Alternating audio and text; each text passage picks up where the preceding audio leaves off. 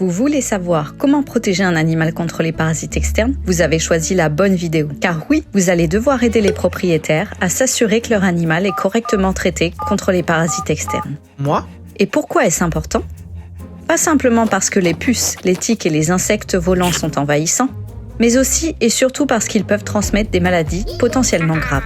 Il existe une multitude de solutions pour assurer la protection des animaux de compagnie, et il peut être difficile d'en choisir une. Pour y arriver, il faut se demander contre quel parasite faut-il traiter. Cela dépend de l'animal et de son lieu et mode de vie, mais les puces, les tiques, les insectes volants piqueurs tels que moustiques et phlébotomes sont les plus fréquents. Il est possible de lutter contre ces parasites de 3 manières, par effet répulsif, en les tuant, ou bien en empêchant les stades précoces d'évoluer grâce à des inhibiteurs de croissance des insectes, aussi appelés IGR. Quand on parle d'effet répulsif, la plupart des gens imaginent une bulle de protection invisible autour de l'animal qui détournerait toute puce, tique, moustique ou autre nuisible. En réalité, on parle plutôt d'effet hot foot. Les produits chimiques responsables de cet effet sont situés dans le film hydrolipidique de la peau. Lorsque le parasite se retrouve par hasard sur la peau de l'animal, c'est un peu comme s'il se brûlait instantanément et il tombe. L'effet insecticide ou acaricide est relativement simple à comprendre. Il transforme un parasite hostile en un gentil parasite inoffensif. Selon la molécule active utilisée, un contact peut suffire, ou bien c'est un repas qui sera fatal au parasite.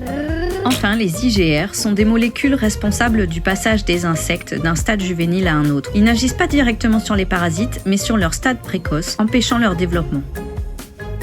Les œufs n'éclosent pas et ne donneront jamais vie à une nouvelle génération. Les larves, elles, ne peuvent plus se transformer en adultes et finissent par mourir.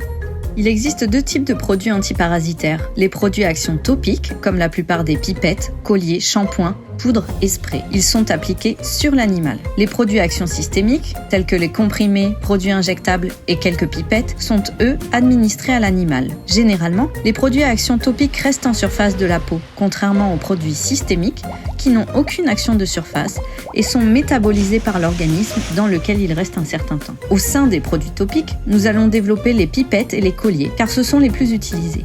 Bien que les autres soient moins chers, ils n'ont pas de longue durée de protection et peuvent s'avérer moins efficaces. Concernant les produits systémiques, nous aborderons les comprimés uniquement, car les injections sont strictement réservées aux vétérinaires. Les pipettes à action topique contiennent un liquide à appliquer sur la peau de l'animal. L'ingrédient actif diffuse ensuite à la surface de la peau grâce au film hydrolipidique. Les colliers, eux, agissent grâce à la chaleur du corps de l'animal qui permet la diffusion du produit. Le délai avant l'action du produit est souvent plus rapide avec les pipettes, mais la durée d'efficacité est plus longue avec les colliers. Les comprimés sont à faire avaler à l'animal.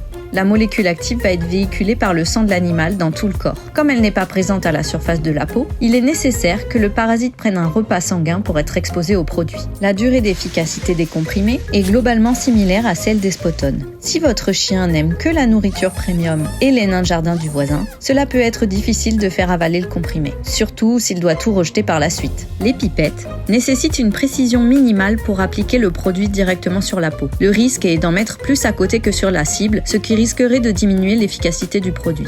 Certaines pipettes peuvent laisser un effet gras sur le poil au niveau du point d'application, rendant l'animal, il est vrai, légèrement moins beau qu'avant. Après quelques heures de séchage, il n'existe aucun inconvénient à être en contact avec son compagnon. Les colliers peuvent être difficiles à attacher sur l'animal, voire dangereux s'il sort et peut s'accrocher quelque part. Viens Minette. Jamais de la vie, tu rêves. Si votre animal a la fâcheuse tendance à perdre ses colliers dans des activités plus ou moins légales, ce n'est pas la solution la plus économique. L'effet répulsif est la première ligne de défense contre les parasites et il est assuré uniquement par les produits topiques.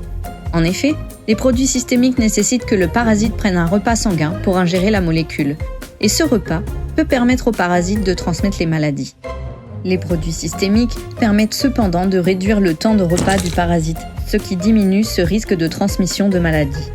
Mais ne sachant pas combien de temps doit durer un repas pour que cette transmission ait lieu, il est plus sûr d'utiliser un produit répulsif. Attention, cependant, certains produits répulsifs sont toxiques pour le chat. Il faut donc utiliser un produit adapté à l'espèce. Ainsi, pour choisir un antiparasitaire adapté, il faut se poser certaines questions. Où l'animal passe-t-il le plus clair de son temps? A-t-il des contacts rapprochés avec d'autres animaux? Est-ce qu'il voyage avec ses propriétaires?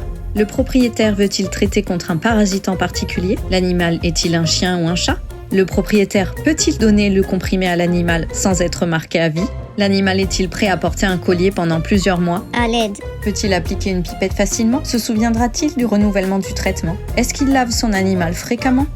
Se soucie-t-il des piqûres ou morsures des parasites? Et finalement, est-ce qu'il préfère protéger contre les parasites ou contre les maladies?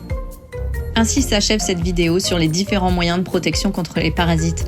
Vous l'aurez compris, il est important de questionner le propriétaire, car à chaque propriétaire et à chaque animal conviendra un produit.